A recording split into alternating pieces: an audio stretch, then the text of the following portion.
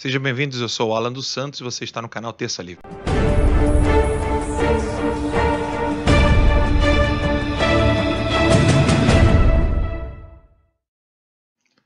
Muitas pessoas podem não entender um pouco porque um assunto quase teológico pode ser notícia e por que isso precisa ser compreendido no Brasil. Já que nós temos tantos criminosos, tantos corruptos querendo roubar o país, por que o canal Terça Livre quer falar sobre isso? Bem, o tema é bem claro. O Papa Francisco, a China, a CNBB e o Brasil. Por que essas coisas são correlacionadas? A China, para quem ainda não conhece, não entendeu muito bem ainda, proibiu retratos de Jesus Cristo nas casas. E o presidente ordenou retirá-las imediatamente para que se colocasse a foto do presidente do partido. Segundo o próprio Partido Comunista Brasileiro, o mesmo partido que está financiando a campanha de Ciro Gomes, como informa o próprio site do PDT, o Partido Comunista diz que quem coloca o pão na mesa das pessoas não é Jesus Cristo, mas sim o partido, o presidente do partido. E aí eles querem substituir a foto de Jesus Cristo, as fotos religiosas, as imagens religiosas, pela imagem do presidente, presidente com muitas aspas, dessa ditadura comunista. E aí nós temos uma negociata que está ocorrendo neste período entre o Vaticano e a Igreja da China. O próprio site da BBC e os sites de notícia não estão se esquivando ao tratar sobre isso. Estão colocando inclusive a frase do cardeal Zen, que está aqui: o Vaticano está nos vendendo. Como assim nos vendendo? Para que você entenda, desde a Revolução Genocida de Mao Tse Tung, foi proibido o cristianismo, o catolicismo, a presença da igreja, a presença dos cristãos na China. O genocida Mao Tse Tung dizia que não queria influências externas, internacionais, para que o seu plano continuasse. Então ele proibiu a presença e a indicação de padres e bispos vinda do Vaticano, porque hoje funciona da seguinte maneira: hoje quem nomeia os bispos para uma diocese é o Romano Pontífice. Hoje não, né? Isso já há muito tempo. Então, como o Vaticano, naquele tempo, estava condenando o comunismo, condenando o socialismo, o marxismo, eles já entenderam que a presença da Igreja Católica seria absolutamente nociva para o seu plano genocida e seu plano de controlar todas as pessoas por meio do comunismo. Então, durante muito tempo, muitas pessoas foram perseguidas por isso. Eu quero trazer aqui para vocês o exemplo, por exemplo, aqui do cardeal Vantuan.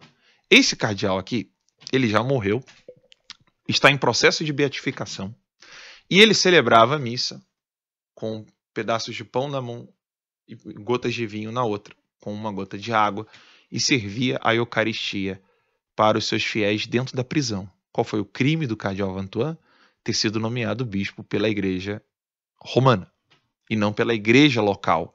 Porque na China você tem uma igreja que obedece ao partido, é controlada pelo partido, os bispos são nomeados pelo Partido Comunista Chinês, e você tem a igreja ligada a Roma. Automaticamente, todas as pessoas, e bispos, e padres, e fiéis que estão ligados à igreja do partidão, do Partido Comunista Chinês, elas são automaticamente excomungadas e não pertencem à Igreja Católica. Esse bispo aqui, ele cometeu o crime de pertencer à Igreja Católica. Não temeu, continuou firme, ficou preso durante anos e deu seu testemunho para o mundo. João Paulo II pediu para que ele testemunhasse isso para as pessoas, e eu deixarei aqui embaixo, na descrição do vídeo, uma entrevista onde ele mostra com detalhes como que os comunistas controlavam a igreja na China, e controlam até hoje. Está em espanhol, mas acho que não será tão difícil para vocês acompanharem. Assistam, pausem, se você tem dificuldade com o espanhol. Mas é importante vocês entenderem que os comunistas odeiam a Igreja Católica, odeiam o cristianismo, e eles não querem de modo algum que qualquer voz que se levante contra o comunismo, contra o socialismo, contra o marxismo, ganhe relevância. Aqui no Brasil, por exemplo, nós temos alguns expoentes que fazem esse trabalho de maneira excelente. Padre José Eduardo, Padre Paulo Ricardo, o professor Felipe Aquino, que é um leigo, você tem o Bernardo Kister. Você tem vários católicos que atuam firmemente contra isso.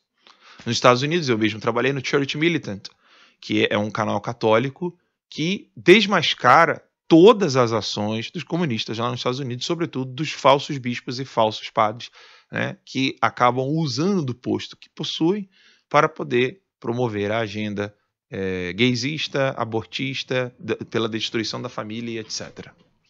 Aqui no Brasil, o maior expoente é o padre Paulo Ricardo, e isso é indiscutível.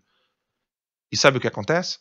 Vários reitores de seminários dizem que expulsarão esses futuros padres que se descobrirem que eles são alunos do padre Paulo Ricardo, que não faz nada mais, nada menos do que repetir a doutrina de 2000 anos da Igreja Católica.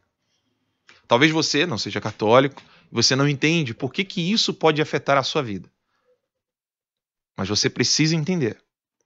Hoje eles perseguem a Igreja Católica. Amanhã eles estarão perseguindo você, mesmo que você seja protestante ou seja lá o que for. Eles não se cansam. Não se cansam. E o Papa Francisco está querendo fazer um acordo com a Igreja do Partido Comunista Brasileiro. Chinês, perdão. Um acordinho ali, tá, a nomeação pode passar por vocês, etc. Tentando criar pontes de diálogo. Pontes de diálogo com pessoas que prenderam bispos, mataram bispos, prenderam cardeais, mataram fiéis. E é com esse tipo de gente que o Papa Francisco está querendo negociar. É óbvio que alguns exaltados irão dizer, olha lá, olha o que esse Alan dos Santos está falando. Está falando contra a Igreja Católica, contra o Papa Francisco. Não, eu estou falando apenas a verdade. Eu estou apenas expondo os fatos para que você entenda onde você está se metendo. Há um silêncio enorme. A CNBB precisa explicar como que ela enviou todo o dinheiro recolhido na campanha da fraternidade do ano passado para essas ONGs denunciadas pelo Bernardo Kister. E mesmo a Canção Nova, que é a maior rede, maior emissora de TV católica do Brasil, disse que isso não tratava-se tão somente de fake news, de notícias falsas. Quando o Bernardo Kister comprovou por A mais B para onde foi esse dinheiro. Agora, a decisão é sua. Você vai acreditar nos seus olhos ou você vai acreditar na narrativa que eles estão querendo enfiar pela sua goela?